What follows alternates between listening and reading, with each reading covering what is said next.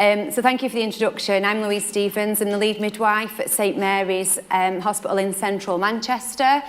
We're quite a big hospital on the central site. We facilitate about 10,000 births a year. We are one of 5 hospitals now there on the central location. So Rainbow Clinic was set up at St Mary's 5 years ago now, back in 2013. We're really lucky that we do have financial support from Tommy's The Baby charity. Since 2016, we have set up the clinic on a second site at South Manchester. As far as we're aware, we're the only 2 Rainbow clinics throughout the UK.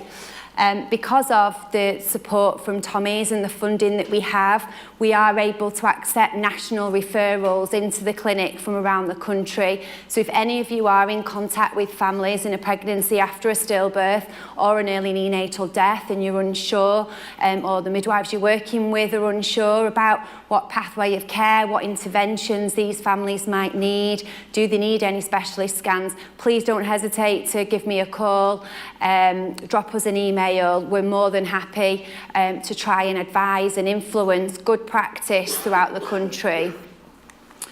So what are the risk factors in stillbirth?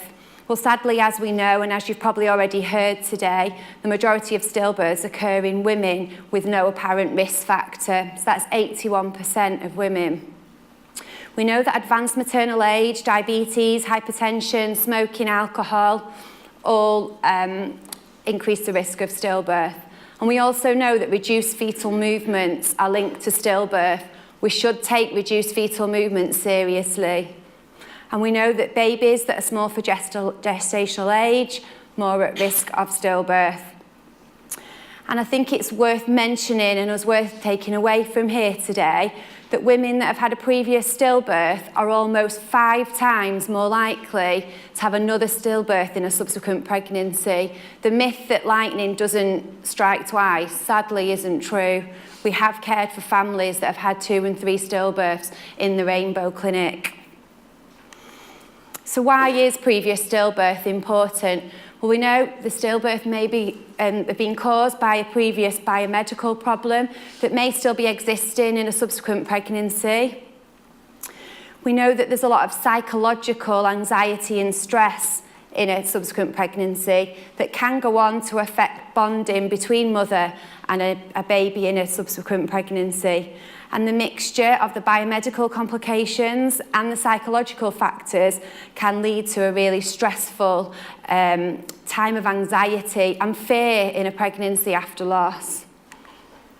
So what are women's experience in subsequent pregnancies? A group in Manchester a few years ago now, led by Tracy Mills, did a systematic review, and we asked parents what their expectations of care in a pregnancy after stillbirth and neonatal death were. And we did a meta-synthesis.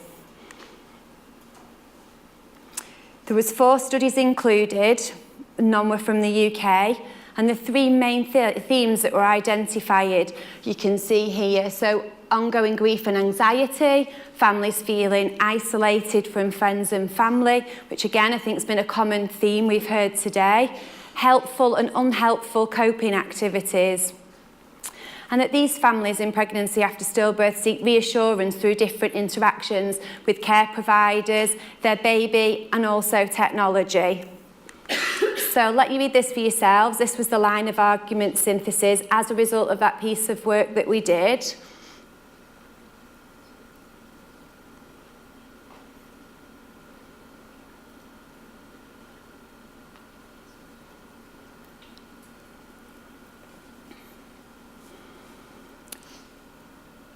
So overall, in a nutshell, the research that we did in Manchester highlighted that routine, standard antenatal care doesn't meet the needs of these families in a pregnancy after stillbirth. So what is Rainbow Clinic? This was developed as a result of the research to meet the needs of the families and what they'd highlighted. So we're a multidisciplinary specialist clinic. We're lucky to have our lead consultant, Professor Alex Heasel, who was supposed to be with us today, but he sends his apologies. He is in Africa doing a stillbirth project. But he's our Rainbow lead. There's myself, who's the lead midwife, And we also have a bereavement midwife, Vicky Holmes, and we also have another doctor, Nicole Graham. So what we offer, we're a small team of 4 that see these families at every visit. So we offer continuity of care and continuity of carer. So each time the families come to the clinic, they're not having to keep repeating the story. We get to know them, they get to know us. We offer additional midwifery support, so our clinics are on a Thursday all day on the 5th floor of St Mary's, away from the standard routine antenatal clinic that's on the ground floor. When we did the piece of work, the families did speak to us and did highlight that that was really important for them, to know that on a Thursday, everybody else in the waiting room has actually been through the same as them. They're not with other families in the main clinic. So the dedicated location is just for these families on a Thursday. And women are seen at 23 weeks for a placental profile, which is a specialist scan to look at the placenta. This is particularly important for women that have perhaps had a previous stillbirth due to placental problems, due to fetal growth restriction, or any previous placental pathology that may have been highlighted at the time of the investigations at the stillbirth. And we also share care with relevant services. I've already mentioned that quite often the families do have existing problems such as diabetes, hypertension. It's important in subsequent pregnancy that these conditions are also managed effectively to have the best control for the best outcome. So myself or Vicky, who's a bereavement midwife, we do book these families. So when at the postnatal visit, so the postnatal visit following the stillbirth, they do come to the Rainbow Clinic in the afternoon to gain the results if they have chose to have a post-mortem, the families, if they have chose to have placental pathology. So we do see them at the postnatal where they will receive the results from their investigations, and they do get our contact number. So after the postnatal review, when they do get pregnant, which 70% of families do embark on another pregnancy after a stillbirth within a year, they do give us a call and directly refer themselves to us. So I'll aim to complete their booking at 10 and 6, review the history. It's really important to get the ladies on the appropriate intervention if needed at this stage. So we know that interventions in subsequent pregnancy do improve outcomes. So if women smoke, if we refer them for smoking cessation within the first trimester, that reduces the risk of stillbirth to that of a non-smoker. There's increasing evidence that taking aspirin, and there's a new paper not long been published to suggest taking aspirin at night in a pregnancy after stillbirth, that does increase and improve outcomes by 50%. So women that have had a stillbirth due to placental problems, taking aspirin at night does improve outcomes by 50%. And this is if it's commenced prior to 16 weeks. So at that first booking appointment, it's really important that we try and get them on the interventions required. And I know there's quite a lot of discussion at the minute about low molecular weight heparin, but the latest evidence does suggest that we only should start that in pregnancy subsequent to stillbirth if there was a positive thrombophilia. So we do see ladies from around the country that come to the clinic that have been started on heparin just because they've had a previous stillbirth. But actually, if the thrombophilia screen was normal and there's no other risk factors, then low molecular weight heparin isn't required. So going back to our pathway, once we've commenced the appropriate interventions, the ladies will have their routine dating scan and anomaly scan in the main scan department, and then any other scans in the pregnancy then are performed in the clinic. The 23-week scan is the one that isn't offered right the way throughout the UK. That isn't standardised yet, where we look at the placenta, the placental size, the shape, the location, look at fetal growth, lycra volume, umbilical artery Doppler and the uterine artery Dopplers. That isn't offered routine elsewhere. So this is the appointment that some ladies will travel for the placental profile scan. And based on that result, depends then when we see the families throughout the pregnancy and how many growth scans they may need and when we start to perform those growth scans.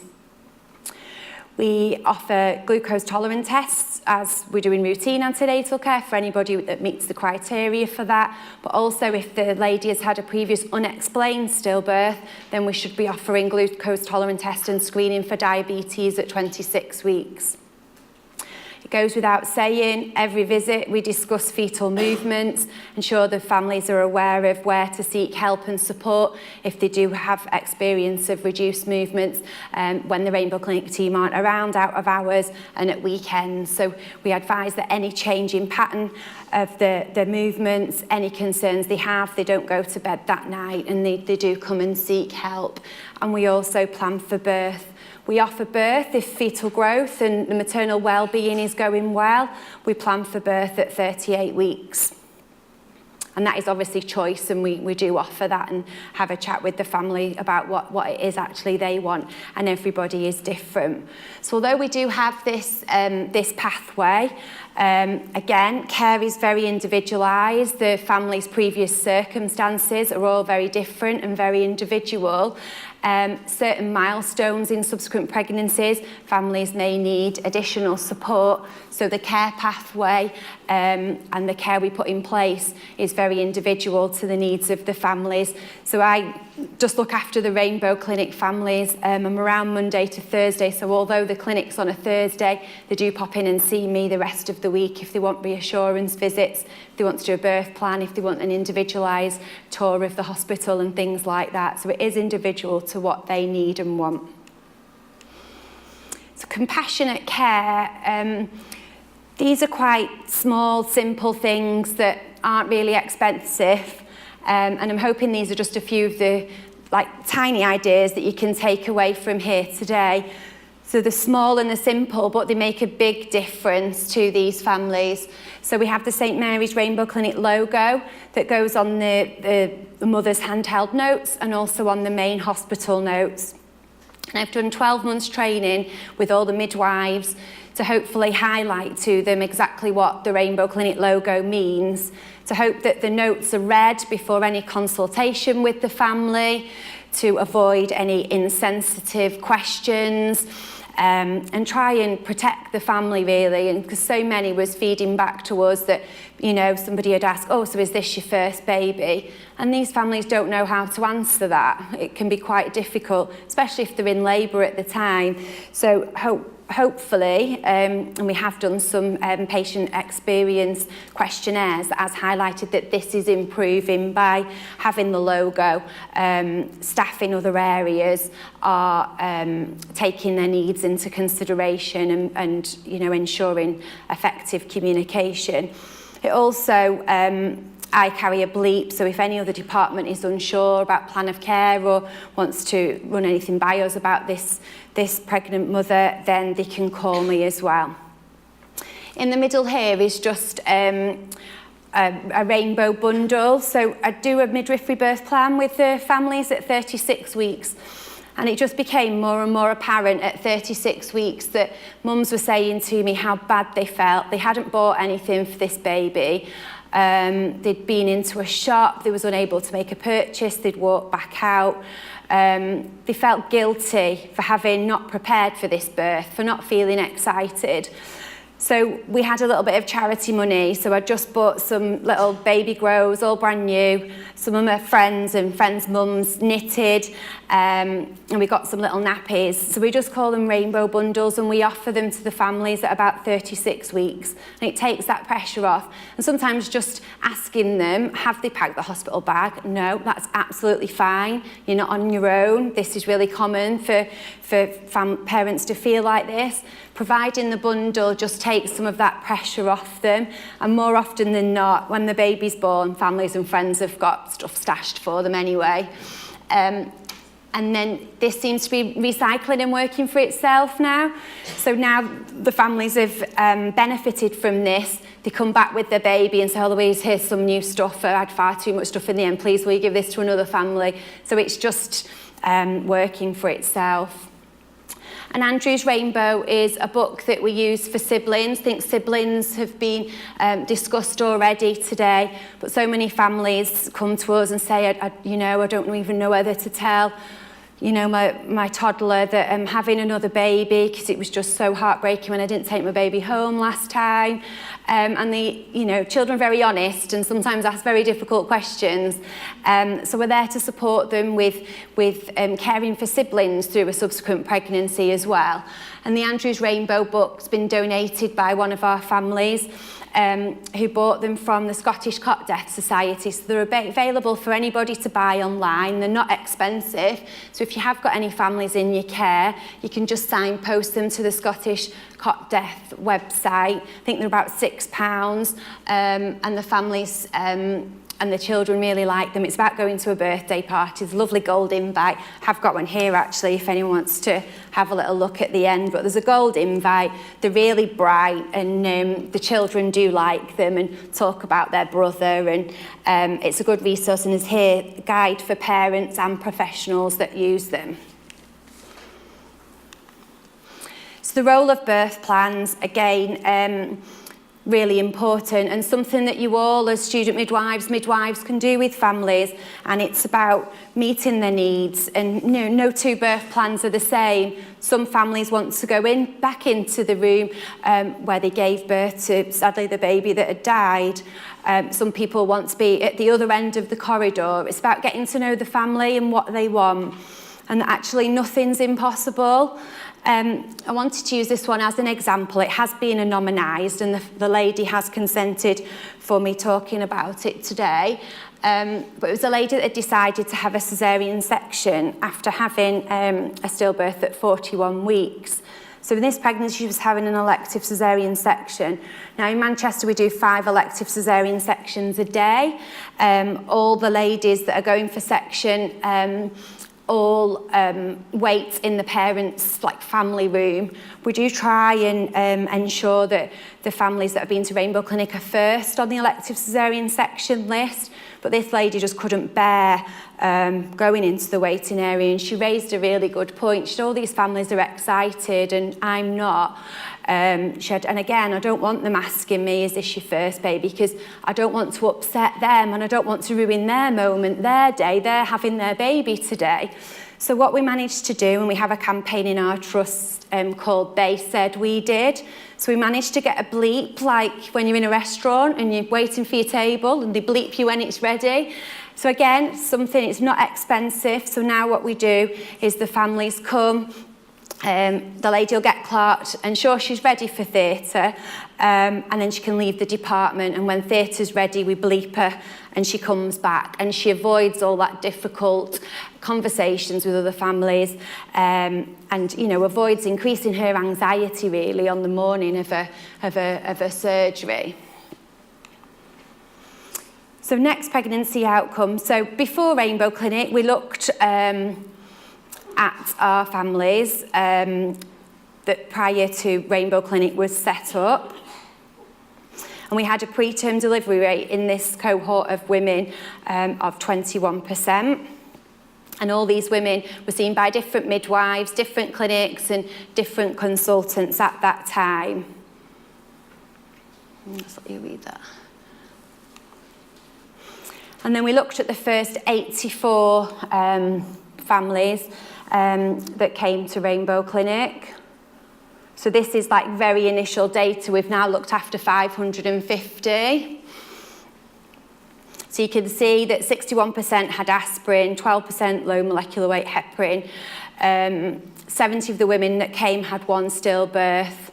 Sadly, 5 had had 2, and then there was 9 that had either had a neonatal death, a late miscarriage, or a termination of pregnancy for a congenital abnormality. Average of 5 appointments. And then the preterm birth rate had gone down slightly. Now this is very hot off the press, 2017 data. So you can see in 2017, only 6.5% of the babies were born before 37 weeks. We do have quite a high caesarean section rate, but if women come to us that have had a previous intrapartum stillbirth, then if they choose to have a caesarean section and that is their choice, then we do support that. And the admission rate for neonatal intensive care unit has also dropped to 12.5%. So prior to Rainbow Clinic in our trust, this group of families' preterm birth rate was 21%, and it's now 6.5%. And the neonatal intensive care admission has reduced in frequency as well. So as well as the numbers and the outcomes, which are really important, as I say, we've cared for 550 families. For 5 years, we've been doing this presentation, and I've gone cold now just about stating we'd had no subsequent stillbirths until just before Christmas. And sadly, one of our families, one of our ladies had an abruption just prior to induction, and sadly had another stillbirth. So we've had one stillbirth in 550, which saddens me to say. But yeah, as well as improving care and improving outcomes, also patient experience is really important. So we do, our families do complete an anonymous questionnaire at the last appointment. This is just some of the things they had to say.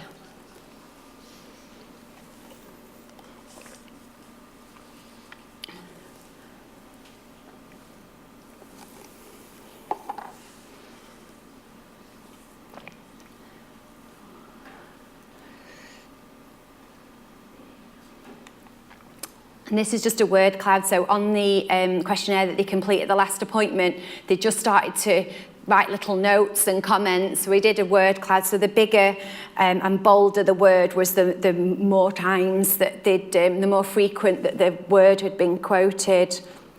And they spoke about time was important, help, staff, scan, somebody that cares, somebody that listened. The sticker was important to them.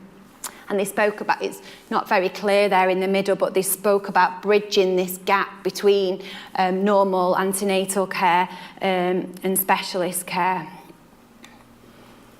This is the highlight of our year. So I'm about to throw another tea party next year. So next week, sorry. So this is the 2016 babies that we celebrated in 2017. So we invite all the families that had been to Rainbow Clinic the previous year.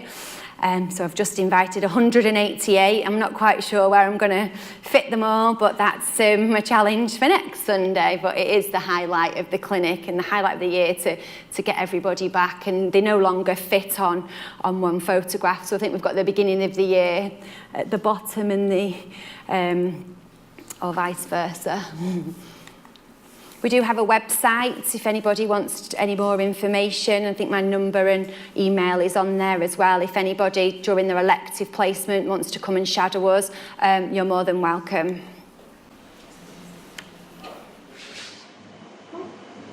We knew the birth would be quite complicated and the pregnancy was quite complicated.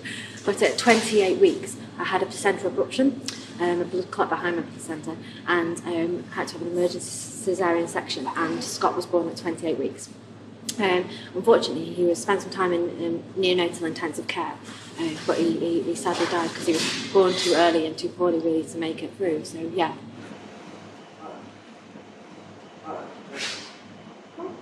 I had a named midwife, just one person who I dealt with, and I could ring at any time. You know what? They spent an hour at a time more on the phone to me, talking through things that I've been worried about, and you never felt like that they had any limits on their time. And I was given a lot of care and attention really. The other thing that I found really helpful was something very small that the clinic did. They put a rainbow sticker on your notes. So if I came into the hospital for any reason, or perhaps came in to triage, then the staff here would know immediately that there was a history, and that I'd had a baby who died. And do you know what? That was really, really helpful. I was always treated in a very personalised way. It was very specific to my needs. So at 28 weeks, when I had the placental abruption in the first pregnancy, I was given extra scans, I was given extra tests, I was given a lot more reassurance. And that was amazing, really, absolutely amazing. And when I started with the Rainbow Clinic, I wasn't ever sure that I'd walk out of the hospital with a baby. And as the weeks progressed, they started to make me believe that was possible. So when I when I left hospital with her. Yeah, it was a very big thing.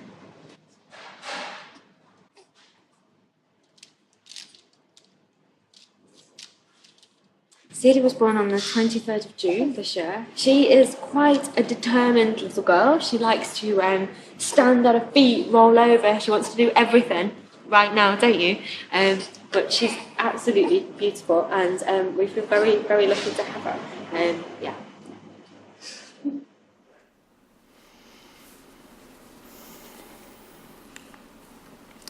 Does anybody have any questions? Are you sure? Okay, that's it.